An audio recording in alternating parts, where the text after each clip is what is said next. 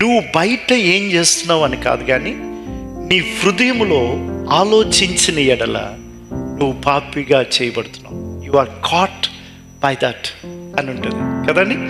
నువ్వు బయట బహిరంగంగా వ్యభిచారం చేయవసరం లేదు. నువ్వు అంతరంగంలో నీ కను దృష్టితో నీవు ఆలోచించినట్టయితే నువ్వు ఆల్రెడీ వ్యభిచరించినట్టే అంటాడు. దాని అర్థం ఏంటంటే, నీవు ఆలోచించే విధానంలో నీవు ఏం ఆలోచిస్తున్నావో అదే నీవు అయ్యున్నావు. ఆమేన్. హల్లెలూయా, హల్లెలూయా, హల్లెలూయా.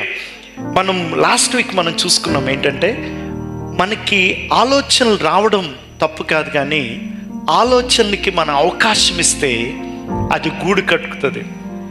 ఆ గూడు కట్టింది మన జీవితంలో ప్రభావితంగా పనిచేస్తుంది. ఆమేన్. హల్లెలూయా. అంటే దానికి ఎలా చెప్పానంటే, మన పక్షులు మన యొక్క తల మీద నుంచి ఎగరొచ్చు, కానీ తల మీద గూడు కట్టనియొద్దు. హలో. కాబట్టి ఏ ఆలోచన అయినా సరే మనము దాన్ని ఆలోచించడం మొదలుపెట్టినట్టయితే you are giving to the thought మాట. నీ ఆలోచనకు నీవు చేస్తున్నావు, నీవు నీకు నీవుగా అప్పగించుకుంటున్నావు.